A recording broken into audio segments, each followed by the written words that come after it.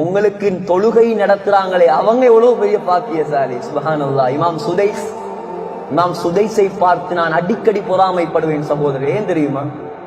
1982ஆம் ஆண்டு 82ல அவர் இமாமாக அங்க நியமிக்கப்பட்டார். இப்ப எத்தனாம் ஆண்டு? 2024, 2024ஆம் ஆண்டு. 42 வருஷம் 42 வருஷமாக மக்காவுடைய இமாம்.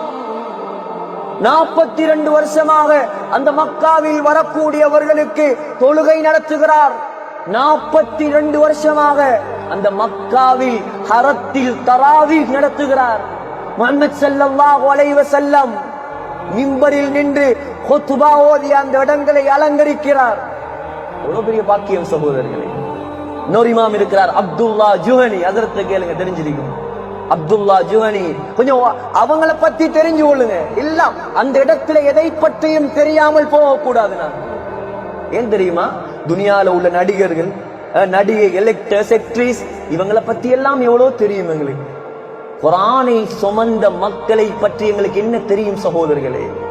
ஆசைப்படணும் இவங்களை பார்த்து. அப்துல்லா ஜுஹனி சஹாபாக்கள் பரம்பரையில வந்தவர். பனு ஜுஹைனா கோத்திரம்.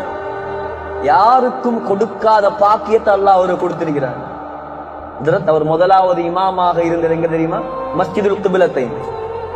மஸ்ஜிதுல் கிபிலத்தைன் முஹம்மது ஸல்லல்லாஹு அலைஹி வஸல்லம் தொழுவித்த பள்ளிவாசல்.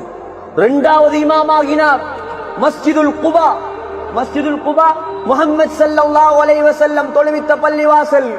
மூணாவது இமாமாக மாறினார் மஸ்ஜிதுன் நபவி. ஸல்லல்லாஹு அலைஹி வஸல்லம் தொழுவித்த அதே பள்ளியில் இமாமாகினார். நாலாவது இப்ப இன்றைக்கு வரைக்கும் இமாமாக இருக்கிறார் காபத்துல்லாஹ். எவ்வளவு பெரிய பாக்கியம் சகோதரர்களே. ஸல்லல்லாஹு அலைஹி வஸல்லம் தொழுவித்த எல்லா இடங்களிலும் அவர் இமாம். இதுதான் பாக்கியம். இதை பார்த்து பொறாமப்படணும். இதவர்களை போல நம்முடைய பிள்ளைகளை உருவாக்கணும் ஆசைப்படணும் சகோதரர்களே.